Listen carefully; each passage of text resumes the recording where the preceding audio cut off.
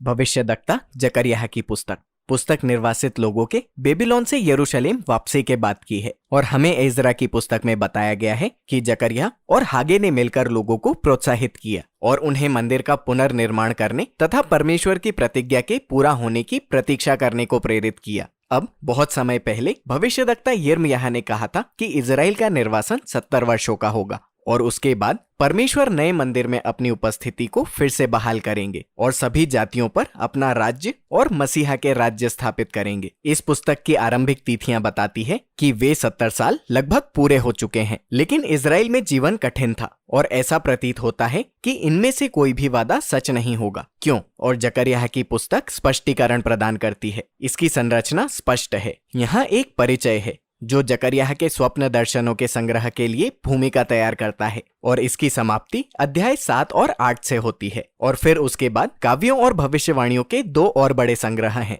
आइए गहराई में जाएं और देखें कि पुस्तक कैसे काम करती है। ये जकरिया द्वारा अपनी पीढ़ी को दिए इस आह्वान के साथ प्रारंभ होती है कि वे परमेश्वर की ओर फिरें और अपने पूर्वजों की तरह ना बने, जिन्होंने विद्रोह किया और भविष्यद्वक्ताओं की बातें सुनने से इनकार किया, जिसके कारण उन्हें निर्वासन में जाना पड़ा। तो अब निर्वासन से लौटे लोग जकरिया को सकारात्मक प्रत्युत्तर देते हैं। वे पश्चाताप करते हैं और परमेश्वर के सामने खुद को नम्र करते हैं, या ऐसा प्रतीत होता है। अगला बड़ा खंड रात के समय के 8 दर्शनों का संग्रह है जिसे जकरिया ने अनुभव किया था और आपको तैयार करने के लिए ये बहुत ही विचित्र अजीब छवियों से भरे हुए हैं। बहुत कुछ आपके सपनों की तरह है। परमेश्वर का प्रतीकात्मक सपनों के माध्यम से लोगों से बातचीत करने का विचार बहुत पुराना है। ये उत्पत्ति की पुस्तक पर वापस आ जाता है जहाँ याकूब या यूसुफ या फिरौन के स्वप्न हैं। ये उस समय में घट रही घटनाओं को अर्थ प्रदान करते हैं, लेकिन साथ ही ये भविष्य के लिए एक जरोखा भी है। और अब यहाँ जकरिया के अपने स्वप्न हैं और उन्हें सुव्यवस्थित ढंग से तैयार किया गया है। पहला और आखिरी दर्शन 4 घुड़सवार के विषय में है। वे परमेश्वर की ओर से दुनिया पर पहरा देने वालों के समान है और ये जातियों पर परमेश्वर की सचेत नजर का वर्णन है। संदेश ये है कि जगत में शांति है और जकरिया के दिनों में ये दर्शाता है कि कैसे परमेश्वर ने बेबीलोन को जीतने और शांति लाने के लिए फारस को खड़ा किया। और इसलिए अब सवाल उठता है, इजराइल का 70 साल का निर्वासन लगभग खत्म हो चुका है। क्या ये यरूशलेम में मसीहा के साम्राज्य का समय है? और परमेश्वर जवाब देते हैं कि वे उन वादों को पूरा करने को दृढ़ संकल्प हैं, लेकिन ये कब होगा इस बारे में कुछ नहीं कहते। दूसरा और 7वां दर्शन जोड़े में है क्योंकि ये दोनों इजराइल के पिछले पापों को प्रतिबिंबित करते हैं जिनके कारण वे निर्वासन में गए थे। दूसरा दर्शन इन सींगों के विषय में है जो उन जातियों को दर्शाता है जिन्होंने इजराइल पर हमला किया और उन्हें तितर बितर कर दिया, असीरिया और बेबीलोन। लेकिन फिर इन सींगों या साम्राज्यों को भी लोहार के समूह द्वारा तितर बितर कर दिया गया जो फारस की छवि है। 7वां स्वप्न टोकरी में एक स्त्री के बारे में है और हमें बताया गया है कि वो इजराइल द्वारा सदियों के किए वाचा उल्लंघन का प्रतीक है। फिर अन्य स्त्रियां जिनके सारस जैसे पंख लगे थे इस स्त्री को उठाकर बेबीलोन ले जाती है। ये बहुत अजीब है। तीसरे और छठे दर्शन आपस में जुड़े हुए हैं क्योंकि वे दोनों नए यरूशलेम के पुनर्निर्माण के विषय में हैं। तो एक आदमी है जो शहर को माप रहा है। ये परमेश्वर के उस वादे की छवि है कि यरूशलेम का पुनर्निर्माण किया जाएगा और वो जातियों के लिए प्रकाश बन जाएगा और वे परमेश्वर के लोगों के साथ मिलकर उसकी आराधना करेंगे। और फिर छठा स्वप्न एक पत्र के विषय में है जो नए यरूशलेम में चारों ओर उड़ता है और चोरों और झूठे लोगों को दंडित करता है। ये विचार ये है कि नया यरूशलेम ऐसी जगह है जो पवित्र वचनों द्वारा पाप से शुद्ध की गई है। चौथे और 5वें दर्शन इस संग्रह के केंद्र में है और वे निर्वासन से लौटे हुए लोगों में से 2 प्रमुख अगुओं के विषय में है, महायाजक यहोशू और दाऊद का उत्तराधिकारी जरुब्बाबेल। तो यहोशू इजराइल के पाप को प्रतीकात्मक रूप से दर्शाने के लिए गंदे कपड़ों को पहने हुए है, लेकिन फिर उन कपड़ों को हटा दिया जाता है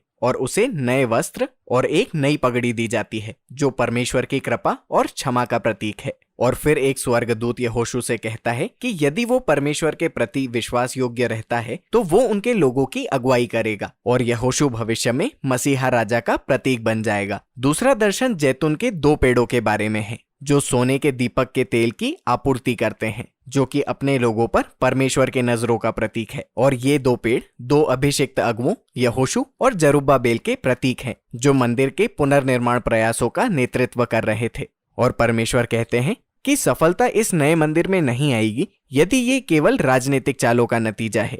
बल्कि इन दो अगुओं को परमेश्वर के आत्मा के कार्य पर निर्भर होना चाहिए। भविष्यद्वक्ता के एक और दर्शन के साथ ये दर्शन समाप्त होते हैं और ये चौथे और पांचवें दर्शन के विषयों को लेता है। यहाँ फिर से महायाजक यहोशू है और उसे एक मुकुट दिया जाता है और भविष्य के मसीहा के प्रतीक के रूप में उसे प्रस्तुत किया जाता है, जो परमेश्वर के राज्य में याजक भी होगा। और फिर जकरिया ये कहकर समाप्त करता है कि ये सभी दर्शन केवल तभी पूरे होंगे जब वर्तमान पीढ़ी परमेश्वर के प्रति विश्वास योग्य होगी और वाचा की शर्तों का पालन करेगी। और इसलिए कुल मिलाकर इन 3 दर्शनों पर बल दिया गया है कि कैसे मसीहा के राज्य का आना इस पीढ़ी के परमेश्वर के प्रति विश्वास योग्य रहने की शर्त पर आधारित है, जो हमें स्वप्नों के निष्कर्ष की ओर ले जाता है। ये जकरिया की ओर से एक और चुनौती है और इजरायलियों का एक समूह आता है और वे लगभग 70 सालों से पिछले मंदिर के विनाश पर शोक कर रहे थे और वे उससे पूछते हैं, क्या ये शोक समाप्त करने का समय है? मेरा मतलब है, क्या परमेश्वर का राज्य जल्दी ही आने वाला है?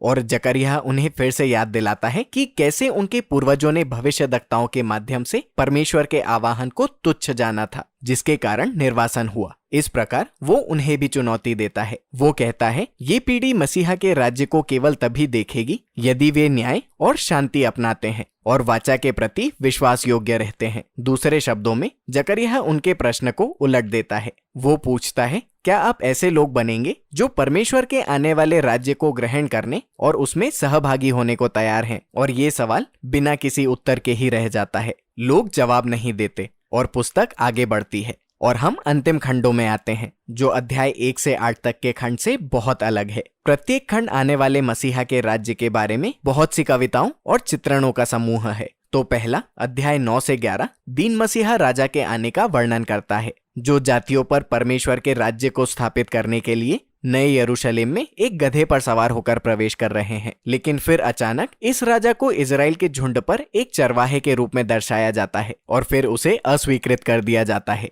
पहले उसे अपने ही लोगों द्वारा, लेकिन फिर उनके अगुओं द्वारा भी, जिनको भी चरवाहों के रूप में दर्शाया गया है। तो परमेश्वर इजराइल को इन भ्रष्ट चरवाहों के हाथों सौंप देते हैं। तो ये सवाल उठता है कि क्या अपने राजा के लिए इजराइल की अस्वीकृति हमेशा के लिए होगी? और अंतिम खंड अध्याय 12 से 14 कहते हैं, नहीं। यहाँ मसीहा के आने वाले राज्य के विषय में एक और कविताओं और चित्रणों का संग्रह है और वे नए यरूशलेम को ऐसे स्थान के रूप में दर्शाते हैं जहाँ परमेश्वर का न्याय अंततः जातियों के बीच बुराई का सामना करेगा और उसे दूर कर देगा। ये भविष्यवक्ता योएल या यहेजकेल के विषयों से बहुत कुछ मिलता जुलता है।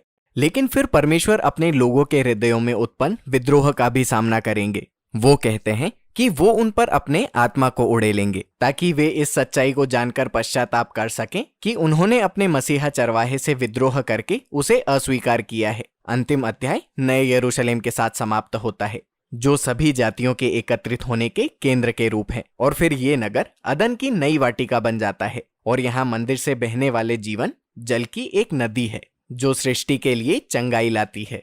और इस तरह पुस्तक समाप्त होती है। तो जकरिया आपको अध्याय 1 से 8 और 9 से 14 के बीच संबंधों पर विचार करने के लिए छोड़ देता है। और मुख्य बात यह है कि पुस्तक के दूसरे आधे भाग में बताया गया मसीहा का भविष्य राज्य तभी आएगा जब परमेश्वर के लोग वाचा के प्रति विश्वास योग्य होंगे, जो पहले आधे भाग का मुख्य विषय है। जकरिया की पुस्तक पढ़ना एक विचित्र सवारी करने जैसा है। ये दर्शन और कविताएं चौंकाने वाले चित्रणों से भरे हैं और उनमें रैखिक प्रवाह के विचार नहीं है। और ये एक बिंदु है। ये इतिहास और हमारे जीवन की तरह है। ये हमेशा स्पष्ट और सुव्यवस्थित ढांचे में सटीक नहीं बैठता, लेकिन भविष्यद्वक्ता परमेश्वर के क्रियाशील हाथों की झलक देता है, जो इतिहास को अपने उद्देश्यों की ओर ले जाता है। और अंत में जकरिया हमें अव्यवस्था से परे देखने और परमेश्वर के राज्य पर आशा लगाए रखने को आमंत्रित करता है, जिसे हमें वर्तमान में परमेश्वर के प्रति विश्वास योग्य बने रहने को प्रेरित करना चाहिए। और जकरिया की पुस्तक में बस इतना ही।